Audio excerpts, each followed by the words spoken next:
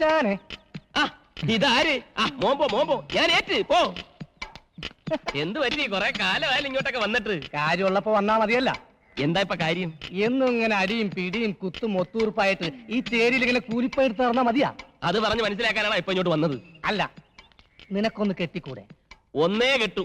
അത് നല്ല തൊട്ട് മേടിച്ച് എന്നെ കെട്ടും. നല്ല സെറ്റപ്പ് ഉണ്ടാവുമ്പോ മതിയടേ. എങ്കിലൊരു സെറ്റപ്പ് ഉണ്ട്. ഒന്ന് പോടെ. കാണുമ്പോ കുറെ പുളു അടിച്ച് എന്നെ ഒരു മാതിരി ആക്കിയിട്ട് നീ അങ്ങ് പോകും. അതൊക്കെ വിട്. ഇതൊരു ഉഗ്രം കേസാ. നിനക്ക് മാത്രമേ പറ്റൂ. അത്ര ഡീസന്റ് പാർട്ടിയാണ്. ഏയ്, നീ എത്രയാ പ്രതീക്ഷിക്കുന്നത്? ഒരു 20-25,000 രൂപ. 25,000 രൂപ? കുറച്ചു കൂടി പോയി, നമുക്ക് സംസാരിച്ചുറപ്പിക്കാം. എടാ, നിനക്ക് ഞാൻ 2.5 കോടി രൂപ സ്വത്തുള്ള ഒരു കോടീശ്വരിയെ കെട്ടിച്ച് തരും. ഒരുമാതിരി ഞാൻ പറഞ്ഞ കേൾക്കടാ. ഒരു ചായ എടു. എടാ, ഞാൻ കളി പറഞ്ഞതല്ല. എനിക്ക് വേണ്ട. വേണ്ടേ? വേണ്ട. നിനക്ക് ജീവിതകാലം മുഴുവൻ കരക്കാരുടെ മത്തങ്ങ ചേന ചേമ്പ് ചുമക്കാനുള്ള വിധി. ഇനിയിപ്പോ ഞാൻ ആരെ തപ്പിയെടുക്കും ഈശ്വരാ? നീ സത്യം പറഞ്ഞാണോ? അതെ, എനിക്കും നിനക്കും കുറച്ച് ചിക്കിളി തരണ കേസാ. എഗ്രിമെന്റ് 50-50. പക്ഷേ ചെറിയ തരികിട കളിക്കണം. തരികിട എന്തായാലും ഈ കേസിൽ ഉണ്ടാവുമെന്നറിയാം. എന്താ തരികിട? അതൊക്കെ പറയാം മോനെ.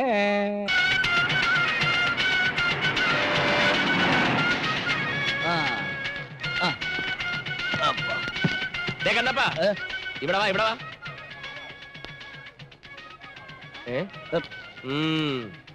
നീ ആരോട് ചോദിച്ചിട്ടാടേ ലോറി കയറിയത്? അതിപ്പോ ലോഡ് വന്നപ്പോ ഞാൻ ആര് ലോഡ് ഇറക്കണം, ആര് ലോറി കയറണം ഞാൻ തീരുമാനിക്കും. മേല വണ്ടി വരുമ്പോ ചാടിക്കറിയ അടിച്ചിന്റെ കവാല കുട്ടി ഞാൻ പൊട്ടിക്കും. പോടാ. കണ്ണപ്പാ, ഇവിടെ വാ. പകുതി ലോഡ് നീ ഇറക്കിക്കും. ഈ ഉപകാരം ഞാൻ ഒരിക്കലും മറക്കൂല മലയാളി. പോ പോ പോ.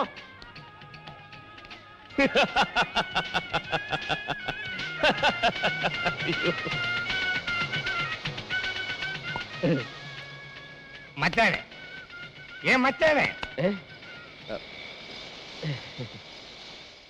എനിക്ക് മാട്ടുപ്പെട്ടി ജംഗ്ഷനിൽ ഒരു കട തുറന്നു തരാൻ പറ്റുമോ? കട? ഒരുപാട് ചാക്ക് സാധനങ്ങൾ അടുക്കി വെക്കാൻ പറ്റിയ കട. എന്നിട്ട് എനിക്ക് വരുന്ന ലോഡ് മുഴുവൻ ആ കണ്ണപ്പനെ കൊണ്ട് ചോപ്പിക്കണം. ഏത് കണ്ണപ്പൻ? ചെറ്റക്കണ്ണപ്പൻ. ചേട്ടക്കണ്ണപ്പൻ? എന്റെ ആത്മാർത്ഥ ശത്രു. നിനക്ക് ഒരു കടയല്ല 9 കട ഞാൻ തരും. ഞാൻ പറഞ്ഞ മറ്റേ കാര്യം എന്തായി? അതൊക്കെ ഓക്കേ.